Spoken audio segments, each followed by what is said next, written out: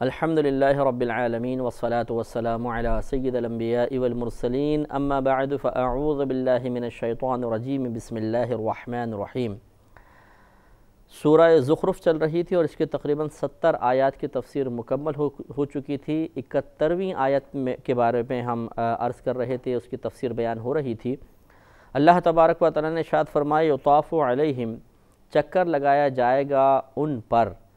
یعنی جنتیوں پر، بصحاف من ذہب و اکواب، سونے کے پیالوں اور جاموں کے ساتھ، یعنی غلام ہوں گے جو سونے کے پیالے اور سونے کے جام کے اندر ان کو جنتی شراب پیش کریں گے۔ اور اس شراب کے بارے میں نبی کریم صلی اللہ علیہ وسلم نے ارشاد فرمایا کہ جس کو پینے کے بعد نہ سر میں درد ہوگا، نہ چکر آئیں گے، نہ اس سے نشہ چڑھے گا، بلکہ وہ صرف تلذذ کے لیے ہوگی، لذت حاصل کرنے کے لیے ہوگی۔ اور اللہ تبارک و تعالیٰ اپنے ان بندوں کا اس طریقے سے، یعنی غلاموں کے لگاتار آنے سے، یطاف علیہم جو فرمایا کہ چکر لگایا جائے گا ان پر، یعنی ایک کے بعد ایک آئے گا، ایک پیش کرے گا، دوسرا دوسری چیز پیش کر رہا ہے، تیسرا تیسری چیز پیش کر رہا ہے۔ اس طرح ان غلاموں کی کثرت اور ان کی خدمت کے ذریعے ان جنتیوں کا اکرام کیا جائے گا اور ان کے شرف کی طرف اشارہ ہوگا۔ وَفِيهَا مَا تَشْتَهِيهِ الْأَنفُسُ وَتَلَذُّ الْأَعْيُنُ، اور اس میں وہ ہے جو خواہش کریں گے اس کی نفس، یعنی جو طبیعتیں جس چیز کی خواہش کریں گی وہ بھی اس میں ہے، وَتَلَذُّ الْأَعْيُنُ، اور جس سے آنکھوں کو لذت حاصل ہو۔ گویا کہ وہاں پہ نظارے بھی ایسے خوبصورت ہوں گے کہ جس کو دیکھ کر طبیعت کو لذت حاصل ہوگی، اور جو ہمارا دل چاہے گا اللہ تبارک و تعالی وہاں پر وہ ہمیں عطا فرمائے گا۔ اور یہ کچھ پچھلے پروگرامز میں ہم نے عرض کیا تھا کہ بعض اوقات اس قسم کی باتوں کو سننے کے بعد جو تھوڑا سا ذہن کے اندر شرارت رکھتے ہیں وہ پھر غلط قسم کی چیزوں کے بارے میں بھی سوچنے لگ جاتے ہیں۔ مثلا کیا وہاں پستول بھی ہوگی، کیا وہاں پہ قتل کرنا بھی ہوگا، کیا وہاں جیب کاٹنا بھی ہوگا، معاذ اللہ ثم معاذ اللہ، کہ اگر کوئی جیب کترا جنت میں چلا گیا اور اس کی خواہش ہو کہ میں جیب کاٹوں تو کیا وہ بھی اس کو مل جائے گا؟ تو پہلی بات تو یہ کہ اس قسم کے مذاق نہیں کرنے چاہیے، کیونکہ جب اللہ تبارک و تعالیٰ کے احکام، اللہ تبارک و تعالیٰ کی جانب سے خبریں بیان ہو رہی ہوں تو اس وقت سنجیدگی درکار ہے۔ اس وقت مذاق کرنا، ہنسی مذاق اڑانا یا مذاق کا اظہار کرنا یہ کفار کا طریقہ تھا، اور اللہ تبارک و تعالیٰ اس پر یقیناً غضب نازل فرماتا ہے کہ اس کی آیات جب بیان کی جائے تو ان کو مذاق کا نشانہ بنایا جائے۔ اس میں ایمان کی بربادی کا سامان بھی ہو سکتا ہے، لہٰذا بہت زیادہ احتیاط کی ضرورت ہے۔ تو وہاں پر جو ہے ہم نے آپ کو عرض کیا تھا کہ وہاں نہ تو شیطان ہوگا، نہ حقیقتاً وہاں ہمارا نفس ہوگا، تو وہاں پاکیزگی ہی پاکیزگی ہوگی۔ تو حرام اور فضول قسم کی کوئی چیز ذہن کے اندر نہیں آئے گی، کیونکہ حرام عموماً شیطان کی طرف سے ترغیب شدہ ہوتا ہے اور فضول چیزوں کی ترغیب نفس دیتا ہے۔ جب یہ دونوں نہیں ہوں گے تو یقیناً پھر وہاں پہ صرف کام کی بات ہوگی، اچھی بات ہوگی، لہذا نہ تو کوئی گناہ کا خیال ذہن کے اندر آئے گا، یعنی غلط قسم کا خیال جو دنیا کے اندر گناہ کہلاتا تھا، اور نہ فضول قسم کے خیال، اوٹ پٹانگ خیالات آئیں گے، بلکہ پاکیزگی ہی پاکیزگی ہوگی اور اچھے اور پاکیزہ خیال ذہن میں آئیں گے۔ وَأَنْتُمْ فِيهَا خَالِدُونَ، اور تم اس میں ہمیشہ رہو گے۔ وَتِلْكَ الْجَنَّةُ الَّتِي أُورِثْتُمُوهَا بِمَا كُنْتُمْ تَعْمَلُونَ، اور یہ جنت ہے وہ جس کے تم وارث کیے گئے،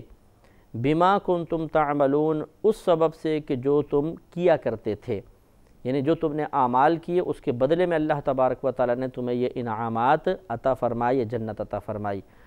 اب یہ دیکھیے یہ اللہ تعالیٰ بیان فرما رہا ہے، اللہ تعالیٰ کا بیان فرمانا بالکل حق ہے کہ ہمیں ہمارے اعمال کے بدلے میں جنت عطا کی جائے گی، یہ اللہ کی طرف سے خبر ہے۔ لیکن ہمارے نبی کریم صلی اللہ علیہ وسلم نے ہمیں یہ سمجھایا کہ ہم اپنے اعمال پر بھروسہ نہ کریں بلکہ اللہ تبارک و تعالیٰ کی رحمت پر بھروسہ رکھیں۔ لہٰذا نبی کریم صلی اللہ علیہ وسلم نے ارشاد فرمایا کہ کوئی بھی شخص اپنے اعمال کی بنا پر جنت میں نہیں جائے گا بلکہ صرف اللہ کی رحمت سے داخل جنت ہوگا۔ تو صحابہ کرام علیہم رضوان نے عرض کی یا رسول اللہ صلی اللہ علیہ وسلم کیا آپ بھی؟ تو فرمایا کہ ہاں میں بھی صرف اپنے رب کی رحمت سے جنت میں جاؤں گا۔ معلوم یہ ہوا کہ یہ اللہ کی مرضی ہے کہ وہ ہمارے دخول جنت کو کس طرف منسوب کرے، یہ اس کی مرضی ہے، لیکن نبی کریم صلی اللہ علیہ وسلم نے ہمیں سمجھایا کہ خوب نیک عمل کرنے کے باوجود اپنے نیک اعمال پہ بھروسہ نہ کرو، بلکہ صرف اور صرف اپنے رب کی رحمت پر بھروسہ رکھو، کیونکہ یہ بالکل حقیقی بات ہے کہ اگر میدان محشر میں اللہ تبارک و تعالیٰ نے نعمتوں کا حساب لینا شروع فرما دیا اور اس نعمتوں کے شکر میں کوتاہی کی بنا پر نیکیاں ختم کرنے لگا تو بڑے بڑے نیک اعمال ختم ہو سکتے ہیں۔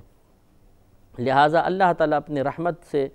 اپنے کرم سے ہمارے حساب و کتاب میں آسانی فراہم کرے گا اور ہم اپنے نیک اعمال کو محفوظ لے کر جنت میں چلے جائیں گے اور ان کے مطابق درجات پائیں گے۔ تو اب دیکھیے کہ اصل چیز پر اللہ کی رحمت ہوئی، نیک اعمال نہیں، کیونکہ یہ نیک اعمال دنیا آخرت میں ضائع ہو سکتے تھے۔ یہ بھی ہوگا کہ ایک ظالم ہوگا، مظلوم ہوگا، اللہ تبارک و تعالیٰ ظالم سے مظلوم کو بدلہ دلوانا چاہے گا تو مظلوم کہے گا کہ اس کی نیکیاں مجھے دے دی جائیں، نیکیاں لے لے گا، پھر بھی اس کا ظلم باقی رہے گا تو عرض کرے گا یا رب کریم میرے گناہ اس کے نام اعمال میں ڈال دیے جائیں۔ تو اب دیکھیے کہ اعمال ختم ہو گئے، لیکن اللہ تبارک و تعالیٰ اس بندے سے فرمائے گا، یہ صحیح بخاری کی روایت ہے کہ تو آسمان اوپر دیکھ، وہ دیکھے گا تو اس کو جنت کا ایک محل نظر آئے گا، تو وہ عرض کرے گا یا رب کریم یہ کس کے لیے ہے؟ تو اللہ تبارک و تعالیٰ فرمائے گا کہ جو بھی اس کی قیمت ادا کر دے۔ وہ شخص عرض کرے گا یا رب کریم اس کی قیمت کون دے سکتا ہے، تو بڑا قیمتی محل ہے۔ تو اللہ تبارک و تعالیٰ فرمائے گا کہ تو اس کی قیمت دے سکتا ہے۔ وہ عرض کرے گا یا رب کریم وہ کیسے؟ تو اللہ تعالیٰ ارشاد فرمائے گا کہ اپنے اس مسلمان بھائی کو معاف کر دے تو تیرا یہ ٹھکانہ ہے۔ تو وہ فوراً کہے گا کہ اللہ تعالیٰ تو گواہ ہو جا کہ میں نے اس مسلمان بھائی کو معاف کیا، میں اس کے ظلم سے درگزر کرتا ہوں۔ تو اللہ تعالیٰ کی رحمت اتنی وسیع ہے کہ ارشاد فرمائے گا کہ اچھا اب تو اپنے اس بھائی کا ہاتھ پکڑ اور دونوں داخل جنت ہو جاؤ۔ یعنی مظلوم تو جنت میں جائے گا، اللہ تعالیٰ اس مظلوم کے معاف کر دینے کی بنا پر ظالم سے بھی درگزر فرمائے گا اور انہیں داخل جنت فرما دے گا۔ تو اب یہ دیکھیے کہ مظلوم کی طرف سے معافی کے لیے اللہ تبارک و تعالیٰ وہاں پر اس قسم کے حکمت اختیار فرمائے گا، اس قسم کے معاملات ظاہر فرمائے گا، جس سے معلوم ہوتا ہے کہ اعمال کچھ بھی نہیں ہیں، حقیقتاً اللہ تعالیٰ کی رحمت ہے۔ لیکن ہمیں چونکہ اعمال کرنے کا حکم دیا گیا، ہم عمل کرتے جائیں، ان پر غرور، فخر، تکبر نہ کریں، اللہ کی رحمت پر یقین رکھیں تو انشاءاللہ ہمارا بیڑا پار ہو جائے گا۔ لیکن اس پوری ترغیب سے یہ مقصود نہیں ہے کہ آپ کو یہ کہے کہ پھر نیک عمل کیوں کروں میں، ٹھیک ہے میں اللہ تعالیٰ کی رحمت پر بھروسہ رکھتا ہوں اور صرف اللہ تعالیٰ کی رحمت پر بھروسہ کر کے میں داخل جنت ہو جاؤں گا۔ اگر کوئی یہ سوچتا ہے تو وہ غلط سوچ رہا ہے، اس لیے کہ ہمارے نبی کریم صلی اللہ علیہ وسلم یقیناً ہم سے زیادہ اللہ تعالیٰ کی رحمت کا یقین رکھتے تھے۔ صحابہ کرام، اولیاء عظام یقیناً ہم سے زیادہ اللہ تعالیٰ کی رحمت کے قائل تھے، لیکن اس کے باوجود پوری زندگی آپ دیکھ لیجئے کہ ان کے عمل میں کوئی کوتاہی یا کمی نظر نہیں آئے گی۔ معلوم یہ ہوا کہ رحمت کا یقین ایک الگ چیز ہے، لیکن جب یہ نیک اعمال کے ساتھ ہوگا تو نافع ہوگا، نیک عمل کو چھوڑ دیں گے تو یہ غلط معاملہ ہو جائے گا۔ جیسے کہ ترمذی کی روایت ہے، نبی کریم صلی اللہ علیہ وسلم نے ارشاد فرمایا کہ میری امت کا عقل مند شخص وہ ہے جو کثرت کے ساتھ نیک اعمال کرے اور پھر بھی اپنے اللہ سے ڈرتا رہے، اور میری امت کا بیوقوف شخص وہ ہے جو اپنے نفس کی خواہشات کی پیروی کرتا رہے اور پھر بھی اپنے رب سے جنت کی امیدیں لگائے رکھے۔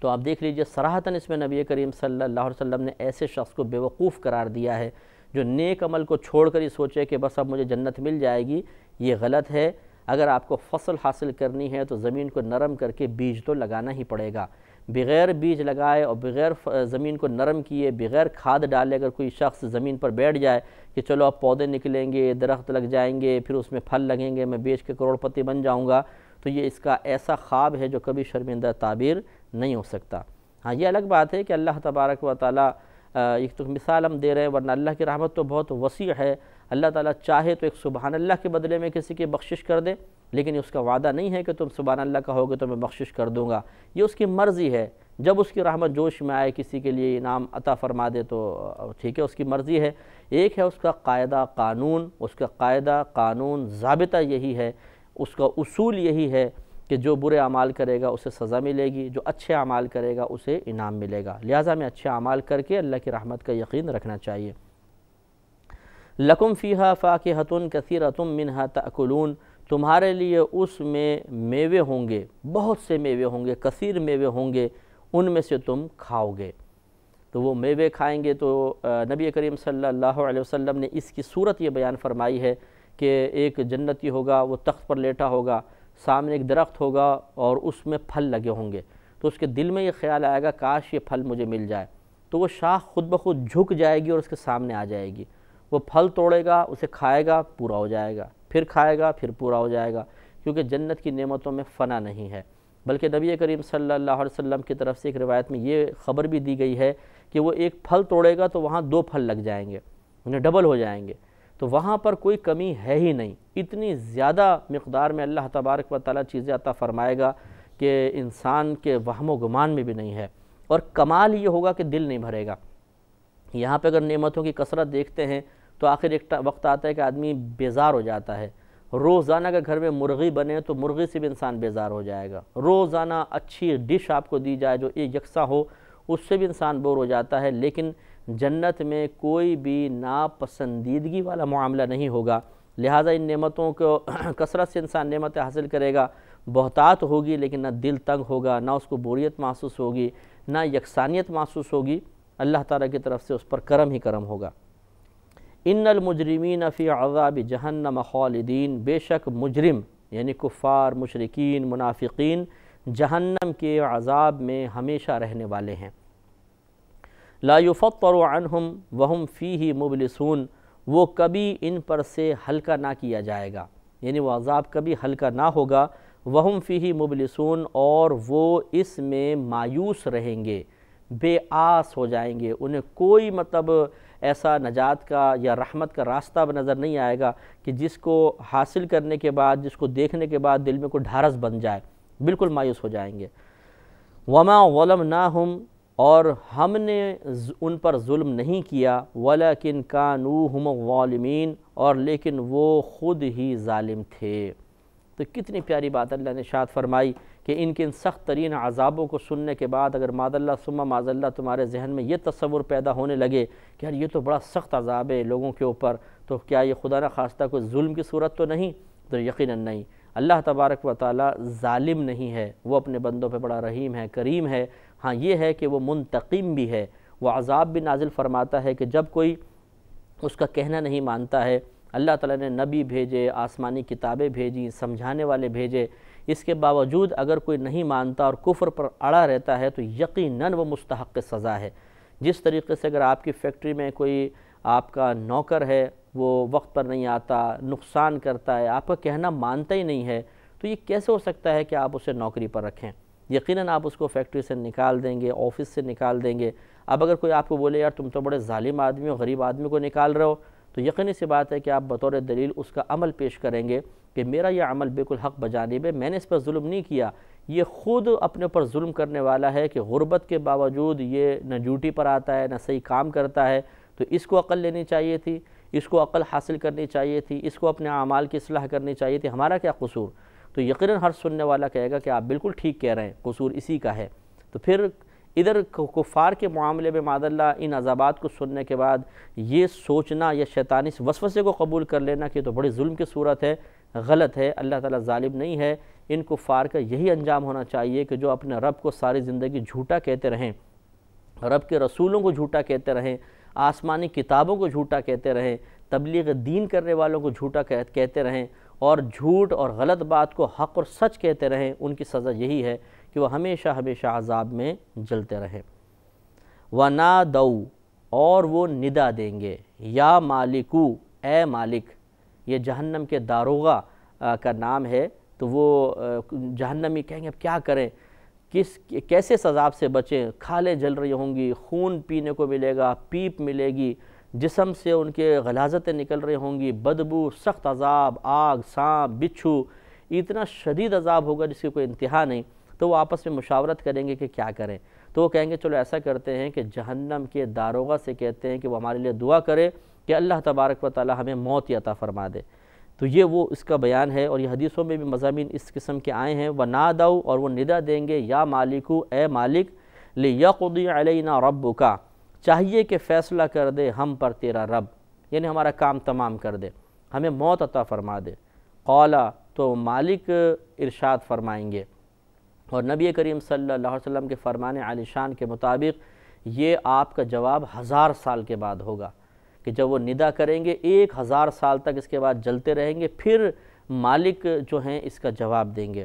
قال، وہ کہیں گے، انکم ماکثون، کہ بے شک تم ٹھہرنے والے ہو، تم تو یہیں ٹھہرنے والے ہو، تمہیں بالکل نکلنے کا کوئی ٹھکانہ نہیں ملے گا، اور نہ تمہیں موت آئے گی کہ تمہارا کام تمام ہو جائے۔ تو 1000 سال تک انتظار کے بعد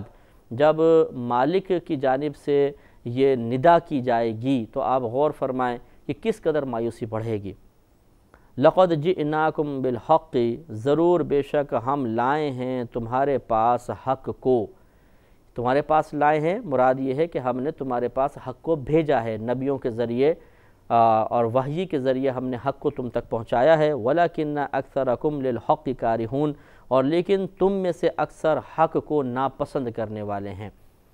تو یہ کفار کے اندر تو یہ بیماری رہی ساری زندگی کہ وہ حق کو ناپسند کرتے تھے، اور اب مسلمانوں کے اندر بھی بیماری سرایت کر گئی ہے کہ آج دیندار کو بالکل بے وقوف، دقیانوسی سمجھا جاتا ہے، پاگل سمجھا جاتا ہے۔ کوئی قرآن پڑھ کر ہمیں سنائے، ڈرانے کی کوشش کرے، حدیث بیان کرے تو ہمیں ناپسند ہو جاتا ہے، ہمارا دل تنگ ہونے لگ جاتا ہے، ہمیں اس کی باتیں بری محسوس ہوتی ہیں، اور اگر ہم صاحب منصب شخص ہیں تو وہاں بیٹھنا پسند نہیں کرتے ہیں، اسے خاموش کروا دیا جاتا ہے، اس کو بعض اوقات ذلیل کر دیا جاتا ہے۔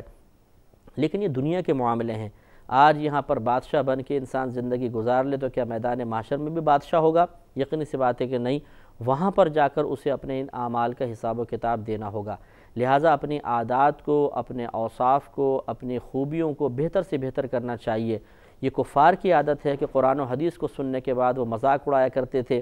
تکبر محسوس کرتے تھے، غرور ان کے اندر بڑھ جایا کرتا تھا، اور وہ سامنے والے کو چاہے وہ نبی ہی کیوں نہ ہو برا بھلا کہا کرتے تھے، اور وہ شدید ان کو ناپسند آتا تھا، ان کی بات نہیں سنتے تھے، دل میں تنگی محسوس کرتے تھے۔ اگر یہ چیزیں ہمارے اندر بھی ہیں تو ہمیں اپنی اصلاح کی کوشش کرنی چاہیے۔ اللہ تعالیٰ ہم سب کو عمل کی توفیق عطا فرمائے۔ وآخر دعوانا ان الحمد للہ رب العالمین۔